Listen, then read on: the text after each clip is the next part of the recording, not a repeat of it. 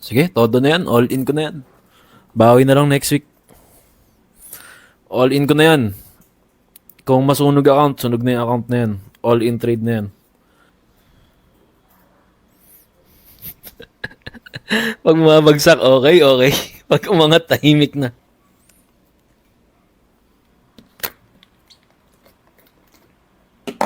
Kape muna kayo dyan, kape.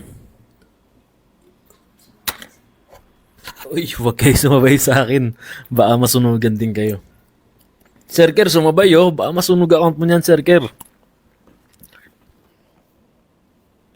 Now watching Burn with Migs. Ang dami kong viewers, 200, gising pa rin. Tingin ko akit to sa 4,000 kasi may liquidity nga naman dito sa taso.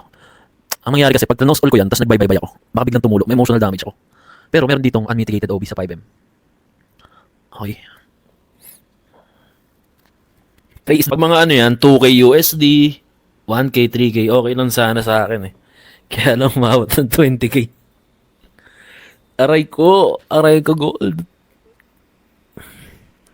Kailangan ko na ng mga pampaswerte. Kailangan natin ng Lucky Neko. Okay, Lucky Neko. Kailangan natin pagalawin ng kamay. Tsaka kailangan natin ng Golden Horse. Pampaswerte, ibagsak mo na. Gold.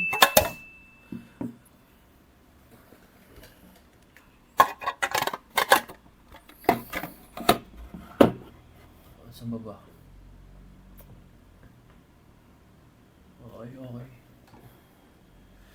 Oh, Genie. Ibagsak mo na, Genie. Lumabas ka, Genie. Ay, ginto pala to. Oh. Tulo yan, tulo.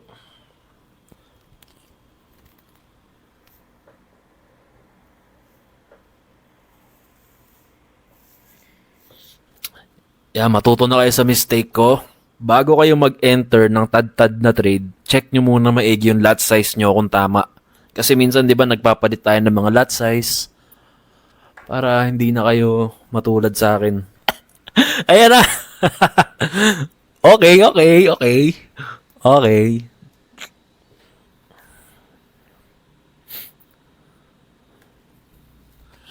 Hindi ko alam na papaldo ako. Talagang in-all in ko na yung capital ko eh.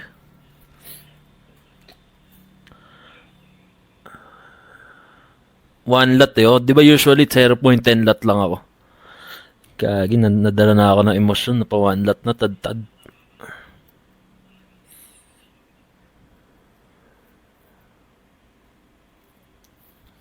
Okay. Tulo mo yan, gold. Coach Jade, paano na gagawin ko niyan, coach? Wala na akong pera, coach. Na-all in ko na, coach. Okay. Nanonood si Coach Jade. Sabihin, ano ba yan? Hindi na natuto si Migs, sabi ni Coach. Okay, sacrifice na lang, sabi ni Coach. Okay. Okay, swerte yung nagalaw yung kamay, oh. Tinawag ko si Lucky na yun, nagalaw kamay, oh. Ayo nga, coach, no? Sige nga, bangers nga ako mag-close all. May news pala. Sakto pag news lumipad, no? Wipe out ang account.